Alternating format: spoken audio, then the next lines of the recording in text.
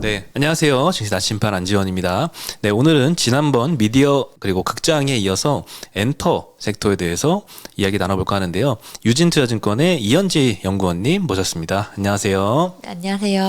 네, 이어서 이제 좋아하시는 엔터 이야기를 나눌 차례인 것 같은데요. 먼저 뭐 어떤 아티스트 제일 좋아하시나요? 하나가 NCT라는 SM 소속의 아티스트고요. 또 다른 한 팀은 하이브 밑에 있는 세븐틴이라는 아티스트고, 항상 얘기를 드리지만 이건 그냥 제가 주관적으로 좋아하는 거고, 또 엔터를 보는 거는 또 객관적인 지표상으로 보는 거기 때문에 전혀 혼동을 하시지 않았으면 하지만 네. 지금 가장 좋게 보는 게 이제 SM 하이브지만 이건 정말 주관적인 게 아니고 객관적으로 말씀드린다는 거를 알아주시면 좋을 것 같습니다. 네, 그리고 저도 사실 엔터에 대해서 잘 모르는 게, 아직 우리나라 아티스트들이 해외에서 인기가 많다고는 뭐 하는데, 많이 들어서 아는데 뭐 도대체 얼마나 위상을 떨치고 있는 건지는 잘 모르거든요. 그리고 저희 주 시청자 연령이 한 40대 이상이 좀 많은 것 같아요. 그래서 아마 체감을 하진 못하시는 경우가 많은 것 같은데, 실제 이 한국 아티스트들의 글로벌 위상이 어느 정도 수준인가요? 일본이 캐시카우 시장이기 때문에 일본에서의 위상을 좀 말씀을 드리면요. 제가 11월 말에 그 세븐틴이라는 가수가 도쿄돔에서 공연을 했어요. 갔다 왔거든요. 네, 도쿄 갔다 오셨어요? 네. 일본에서 제가 뭘 느꼈냐면 이 돔이라고 하는 공연장이 주는 의미가 굉장히 커요. 어떤 의미냐면 돔은 이제 5만 명 이상의 관객을 수용할 수 있는 굉장히 큰 공연장인데, 보통 한국 가수들은 일본에서 이제 공연장을 분류할 때 홀, 아레나, 돔 이렇게 크게 세 가지로 분류를 합니다. 홀, 아레나, 돔. 네. 근데 홀은 보통 이제 5,000명 정도의 5,000명에서 10,000명 이내 이 모객을 하는 굉장히 작은 공연장이고요. 아레나는 이제 10,000명에서 30,000명 사이 정도. 그 정도가 아레나고, 한국 가수들은 웬만하면은 다 일본에서 아레나급으로 공연을 시작합니다. 이미 인기가 많기 때문에 일본에서, 그냥 한국은 데뷔하면 일본에서 인기가 많아요. 그리고 45,000에서 5만 명이 돔이에요. 그러면 3만에서 45,000은 어디 갔나요? 여기는 슈퍼 아레나라고 해서 아레나와 돔 사이, 이제 돔으로 가기 직전 단계고요. 돔으로 간다는 거가 굉장히 어려운 이유가, 돔 중에서도 이제 도쿄돔이 정말 입성하기가 힘듭니다. 조금 마음이 편해질 만한 가수들을 말씀드리면 빅뱅, 동방신기, 슈퍼주니어, 예, 그런 이제 약간 2세대 가수들도 데뷔하고 나서 5년, 6년, 그러니까 꽤 긴 시간이 지나서야 돔에 들어갔어요. 근데 최근에 데뷔하는 뭐 세븐틴도 그렇지만 최근에 이제 잘 모르겠는 가수들은 웬만하면 데뷔하고 나서 2년, 3년 안에 웬만하면 다 돔에 들어가거든요. 그 예시로 이제 JYP 밑에 스트레이키즈라고 굉장히 최근에 인기가 많은 보이그룹이 있는데요. 이 그룹이 올해 이제 데뷔한 지 4년, 5년 차가 되는 가수입니다. 근데 올해 일본에서 돔 투어를 처음으로 들어갔거든요. 그러니까 기존에는 6년, 7년 한 사이클이 지나서야 돔에 들어갈 수 있었지만 점점 돔에 들어간 속도가 빨라지고, 뭐 트와이스만 하더라도 데뷔한 지 3년 만에 돔에 들어갈 정도로 위상이 굉장히 높습니다. 미국이 좀 더 와닿으실 텐데요. 미국은 솔직히 방탄소년단 말고 뭐 알겠어요? 모르잖아요. 네. 2021년만 하더라도 미국 시장에서 음반 판매량의 탑 10 안에 든 가수가 없었어요. 방탄마저도 없었어요. 그런데 2022년 들면서 미국 전체 앨범, 그러니까 CD만 포함한 앨범 매출에서, 그러니까 앨범 판매량의 전체 10개 팀 중에 6개 팀이 한국 가수였단 말이죠. 미국 시장에서. 그리고 미국은 투어가 중요한데, 보통은 한국 가수들이 일본에서 인기가 아무리 많아도 미국은 인지도가 없으니까 홀 5,000명 아래급으로 공연을 한단 말이죠. 그런데 방탄소년단만 이제 스테디움이라고 하면은 최소 2만 명에서 이제 많게는 5만, 6만 명까지 가는 대규모 경기장인데, 그 스테디움에서 공연을 하는 게 방탄소년단밖에 없었지만 올해 들면서 트와이스, 블랙핑크, 스트레이키즈가 처음으로 스테디움에 입성을 했습니다. 네. 미국은 한국이랑 좀 다르게 공연을 대행하는 회사가 따로 있어요. 상장사인데요. 라이브네이션이라는 상장사가 있는데, 네. 그 회사가 이 공연장을 대관을 해줬을 때 매진을 못 시키면 적자를 다 끌어안기 때문에 가수의 어떤 티켓 파워를 보고 공연장 크기를 결정하거든요. 그런데 한국 가수들이 미국에서 스테디움급으로 돌았다? 이거는 생각보다 위상이 우리가 모르지만 굉장히 빨리 올라왔다. 인정받았다. 네, 라는 걸 보여주는 하나의 사례가 아닐까 싶습니다. 그 미국이라는 시장 자체가 2021년 연간으로 봤을 때요, 전체 음반 음원 시장의 58%를 차지하는 굉장히 큰 시장이거든요. 거거든요. 네. 근데 이 미국이라는 시장에 한국 가수가 이제서야 침투를 하고 이제 영역을 넓힌다라는 측면에서는 한국 입장에서는 굉장히 큰 시장에 진출했고 그리고 미국을 제외한 나머지들은 다 파편이에요. 어차피 파편끼리의 싸움인데 거기에서 한국 가수들이 조금씩 이름을 높이고 있다. 이거는 조금 주목할 만한 성과고 이것까지는 와닿진 않으실 것 같아요. 근데 뭐까지 하고 있냐면요. 국내 기획사들이 엔터 기획사들이 미국에서 현지 아이돌을 또 만들고 있어요. 그러니까 외국인들로 구성된. 네, 그냥 정말 미국 그냥 파란 눈에 금발머리로 이루어진 그 아이돌 그룹을 만들고 있어요. 이거 자체가 미국에서 이런 케이팝의 육성 시스템이나 케이팝에 대한 이런 인지도가 없으면 하지 못하는 사업인 거잖아요. 근데 이런 걸 하고 있다는 것부터가 불과 1년 사이에 너무너무나도 미국에서의 한국팝, 이 케이팝의 위상이 너무너무 올라가고 있고 실제로 내년 하반기에 데뷔를 할 예정입니다. 이 가수들이. 미국에서도 실제 아이돌 그룹 이런 것들이 좀 많이 있나요? 없어요. 아예 전무한가요, 지금은?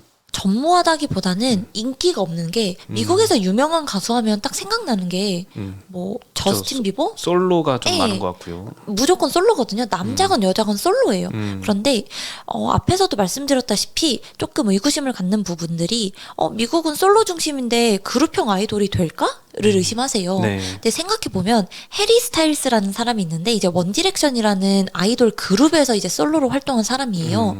사실상 아이돌 그룹이라는 게 미국에도 있었고 꽤 돈을 많이 벌었는데 미국과 한국의 문화가 다르잖아요. 미국은 한국은 애초에 이 가수를 만약에 저랑 이제 같이 혼성 그룹이에요. 네. 저희를 같이 이제 누군가가 키우고 싶으면 어릴 때부터 육성을 시키는 거예요. 언어부터 시작해서 춤, 노래 모든 걸 가르쳐서 그룹을 위한 합숙을 시작하는데 미국은 그냥 오디션 프로그램을 진행해서 니네 3명 그룹해.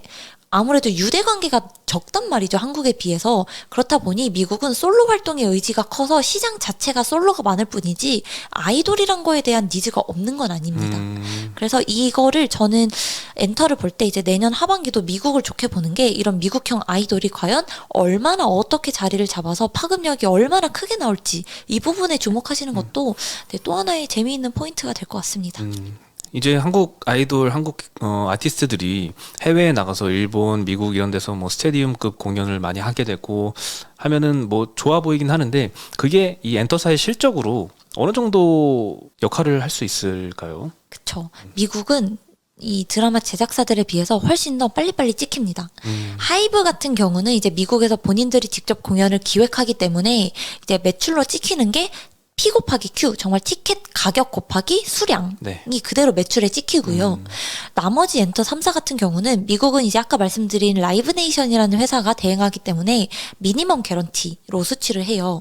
다시 말하면 쉽게 표현하면 이제 몸값인 거죠. 네. 그 가수의 몸값을 받기 때문에 사실 몸값을 받으면 거기서 뭐 원가 뗄 게 뭐가 있겠어요. 순매출 개념으로 들어오는 거라 미국에서 활동이 많아지면 많아질수록 매출도 이익도 높아집니다. 미국은 다 라이브 네이션이 다 컨트롤하는 건가요? 웬만하면은 라이브 네이션이 그러니까 한국 가수뿐만이 아니라 그냥 미국에서 공연을 하고 싶으면 거의 한 80% 이상은 다 라이브 네이션을 거쳐서 공연을 해야 합니다. 그 회사 투자하고 싶은데요. 그 회사가 그래서 팬데믹 기간에 이제 공연을 조금 재개하면서 기대감의 주가가 많이 올랐었어요. 아, 이미 올랐나요? 네. 그렇군요. 뭐 비슷한 느낌으로 티켓마스터라는 회사도 있습니다. 근데 이 라이브 네이션이 아마 티켓마스터를 가지고 있는 걸로 알고 있고요. 그러니까 공연이라는 거에 대해서는 미국에서는 이 라이브 네이션이 모든 걸 가지고 있다. 그 회사는 독점금지법 이런 거 안 걸리나요? 근데 미국은요, 한국이랑 또 다르게 부문마다 이게 참 너무 세분화되어 있어요. 한국은 뭐 예를 들어 가장 익숙하실 뭐 SM이 가장 익숙하실까요? SM이라는 기획사를 얘기를 해보면 SM이 이 아이돌을 키우는 것부터 매니지먼트, 세일즈 모든 걸 담당하잖아요. 네. 근데 해외에서는 제가 미국 가수잖아요. 그러면 제가 고용하는 구조예요. 그래서 제가 만약에 공연을 하고 싶으면 공연 대행해주는 회사를 에이전시를 고용을 해서 제가 벌어들인 돈에서 일부를 떼주는 거고요. 저를 매니지먼트 해줄 사람이 필요하다 하면 제가 매니저를 고용해서 그 사람한테 돈을 월급 주는 형식입니다. 모든 분야가 다 세분화되어 있기 때문에 이 각각에서의 영역에서의 이 회사들이 참 많죠, 미국은. 그렇겠네요. 생태계가 좀 구조가 좀 많이 다르네요. 네, 맞아요. 많이 다릅니다. 네, 그러면 우리나라 엔터사들은 해외 쪽으로 진출을 많이 하고 있는데 이 회사의 매출 비중을 보면은 국내보다는 아무래도 해외가 훨씬 많은가요? 그쵸. 해외가 훨씬 크고요. 근데 이게 회사들마다 사실 비중을 그렇게 국가별로 공개를 하지는 않아서 정확히 어느 정도 비중인지는 알 수가 없는데요. 그래도 대부분의 이제 매출이 많이 나오는 거는 뭐 일본이 가장 많고요. 아무래도. 그리고 그 외에는 이제 동남아시아라든지 최근에 기타라고 해서 기타라는 지역이 많이 올라오고 있는데 이 기타가 미국, 유럽, 남미 이런 서구권 이쪽 지역들이 최근에는 조금 많이 올라오고 있는 상황입니다. 그리고 이제 엔터사들은 요즘에 뭐 신고가 근처까지 막 많이 오르곤 하는데 사실 작년에도 인기가 굉장히 많았잖아요. 작년에 제가 기억나는 게 PDR이라는 용어가 하이브 관련된 리포트에서 처음 아마 거론이 됐던 것 같아요. 그 정도로 기존의 이제 엔터 사업을 새로운 뭐 메타버스나 NFT 같은 거 결합을 해서 신사업을 추진하는 게 되게 좀 많이 맞아요. 흥행을 했던 것 같은데 그것들의 현황이 지금은 조금 뭐 가상화폐 시장도 죽고 이런 메타버스도 예전보다 인기가 좀 덜한 것 같아서 그쪽 신사업 분야가 지금 잘 추진이 되고 있는 상황인지가 궁금하거든요. 되고는 있는데요. 네. 아무래도 말씀하신 것처럼 지금 크립토 시장 자체가 많이 꺾여 있기 때문에 뭐 단기간에 이게 뭐 성과가 보이기는 쉽진 않을 것 같아요. 기본 전제 조건이 어쨌든 크립토를 기반으로 거래를 해야 이게 모든 게 되는 거기 때문에 네. 그렇지만 어떤 사업을 진행하고 있냐면 대표적으로 하이브 같은 경우는 모먼티카라고 하는 그 웹사이트 플랫폼을 열었어요. 여기서 뭘 하냐면 그 소속 가수들의 NFT를 이제 사고 팔 수 있는 플랫폼인 거죠. 그래서 여기 가보시면 다양한 그러니까 하이브 소속 가수들의 뭐 이제 영상 기반 NFT 아니면 뭐 사진 기반 NFT 이런 것들 많이 사고 팔고 있고요. 뭐 NFT라는 게 참 어려운 개념이긴 한데 NFT에 이제 그 일련 번호들이 부여되거든요. 예를 들어 제가 이제 제 얼굴을 담은 NFT를 1000개를 찍었다라고 했을 때 저는 너무 TMI지만 제 생일이 5월 1일입니다. 네. 그러면 501번이 이제 스페셜 넘버라고 해서 501번의 NFT를 가진 사람한테는 특별한 혜택을 주는 약간 그런 식으로 NFT 시스템이 네. 돌아가거든요. 그래서 하이브에서 그런 식으로 이제 모먼티카라는 플랫폼에 그런 장치들을 많이 마련을 해놨고 실제로 뭐 SM이나 JYP, YG 같은 경우도 계속 이런 사업자들하고 협력을 하면서 이런 플랫폼들을 구축을 하고 있는 상황입니다. 그래도 뭔가 잘 진행은 하고 있는데 기대했던 것보다는 조금 이연이 될 수도 있겠네요. 그쵸. 성과들이 나오는데. 네, 하고는 있는데 사실 이거를 이제 이 회사를 투자하는 포인트로 삼기에는 지금 시장 상황이 좋지는 않아서 네. 아무래도 그 엔터 뭐 3사 중에서는 4사 중에서는 하이브가 조금 더 공격적으로 그런 신사업들에 좀 투자를 많이 했었죠. 네, 맞습니다. 뭐 어떻게 지금 내용이 진행되고 있는지는 얘기를 안 해주지만 뭐 옛날에는 뭐 가상 아이돌도 만든다고 했었고 디지털 휴먼도 했었고 가장 이런 메타버스 쪽에 가장 적극적으로 투자를 한 사업자고요. 아마 우리가 체감하기에 메타버스랑 가장 친숙한 회사는 SM인 것 같아요. 뭐 광야로 뭐 우리가 가는 뭐 패스포트를 끊어야 된다느니 뭐 하느니 에스파도 4명이 아니라 8명이다 뭐 이런 식으로 메타버스라는 개념을 계속 이 대중들한테 계속 설명을 하면서 하고는 있지만 이게 이제 실제적으로 보이기까지는 그래도 꽤 시간이 걸리지 않을까 싶습니다.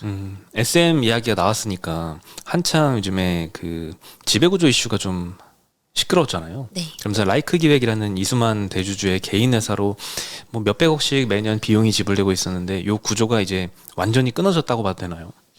우선은 공시상에는 끊어졌다고 공시를 했기 때문에 네. 이 구조가 내년 2023년 1월 1일부터는 아마 유지되진 않을 거예요. 이미 공시를 다 했기 때문에.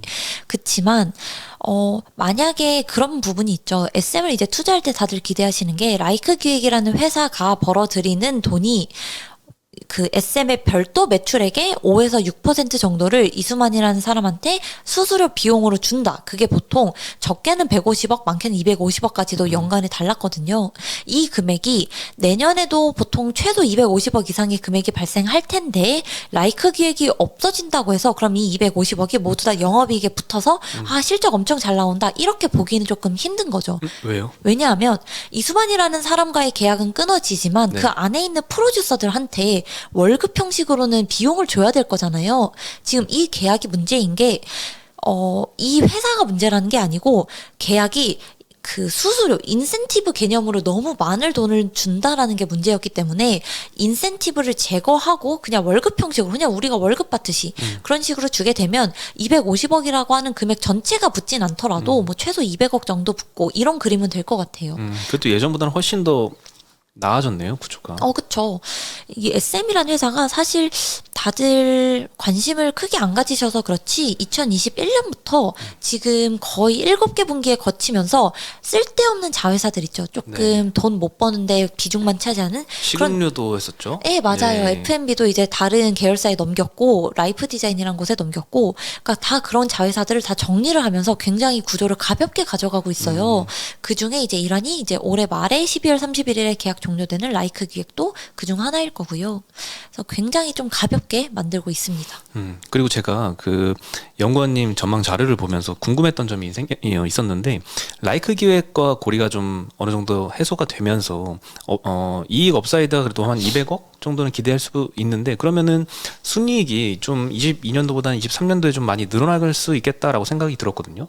근데 자료에 보니까 지배주주 순이익 전망이 22년도 94억 23년도는 81억으로 줄어들거든요. 요거는 다른 쪽에서 뭔가 손실이 좀 있었다는 뜻인 것 같은데 어떤 부분 때문에 그런가요? 정말 예리한 네. 정말 예리한 질문을 하셨는데요. 22년도에 여러 가지 변화가 있었어요. 첫 번째 변화가 이제 올해 2분기 때 SM의 연결 자회사로 디어유라고 하는 회사가 있었습니다. 네. 버블이라고 하는 아티스트랑 채팅하는 플랫폼을 운영하는 회사인데 이 회사가 원래는 SM 실적의 연결을 자회사로 들어갔기 때문에 영업이익단에 가치 숫자가 들어왔었어요. 그런데 이 회사를 올해 2분기부터 이제 관계회사로 편입을 하면서 이게 이제 순이익단의 숫자가 반영이 영업 외단으로 숫자가 들어가는 거죠. 영업이익단이 아니라. 네. 그러다 보니 기존에는 발생하지 않았던 갑자기 40억, 50억 하는 비용이 영업 외단의 일회성으로 들어오기 시작을 했고 또 그 SM 밑에 있는 자회사인 뭐 SMC라든지 SMCNC 이런 데서 올해 2분기 때 일회성으로 지분을 일부 팔면서 이제 매각 이익을 조금 벌었습니다. 그러면서 올해 연간으로 봤을 때 그래도 한 100억 정도가 일회성 이익이 붙는 효과가 생겼거든요. 올해. 네, 그렇다 보니 영업이익이 늘어나지만 올해 갑자기 100억 정도가 늘어났으니 내년에는 원래 정상대로 간다면 지배주주 이익이 올해 대비 줄어들 수밖에 없는 거죠. 궁금증이 해소가 됐습니다.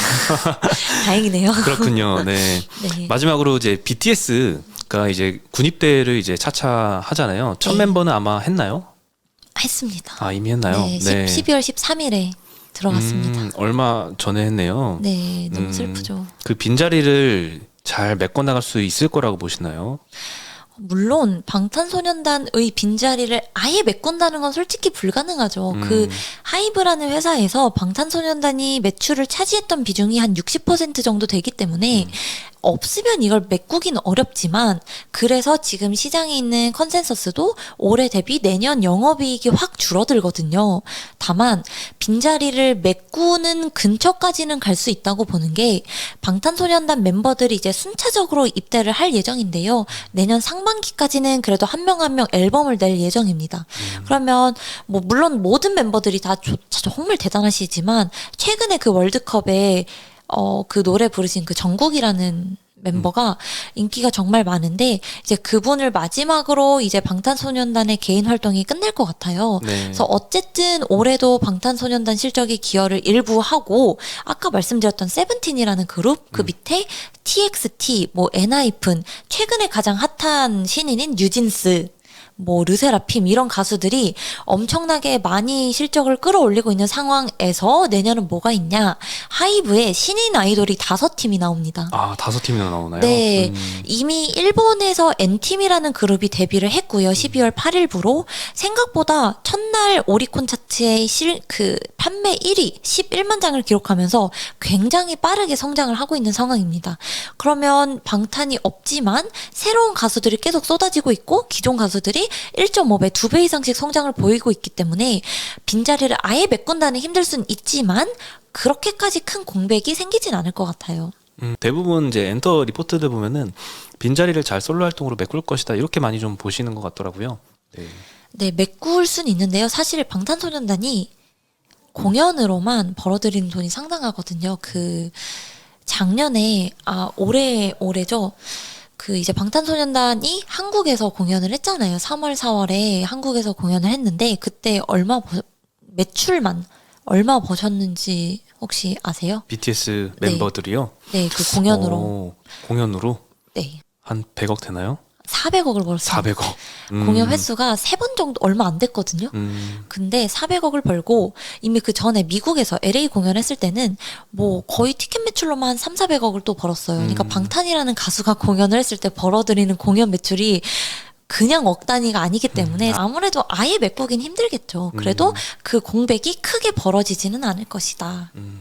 이제 뭐 군대는 사실 방탄만 가는 게 아닐 텐데 세븐틴도 그쵸. 가고 뭐 다른 데도 이제 차차 갈 텐데 다른 이제 지금 인기 있는 아티스트 중에는 군입대 리스크가 좀 당면한 그런 데는 없나요? 우선 NCT가 그 최고 표현이 좀 그런데 최고령자가 94년생이라서 이제 2년 뒤에 군대를 가야 됩니다. 네. 그래서 지금은 NCT에 이제 군입대는 2년 뒤가 하나가 있고 세븐틴은 95년생이 3명이 있어서 3년 뒤. 그러니까 당장 1, 2년 사이에 막 엄청 인기 많은 그룹에서 군대를 가야 된다는 없어요. 다들 뭐 나이가 어릴 때 데뷔를 했기 때문에 뭐 그 정도가 있습니다.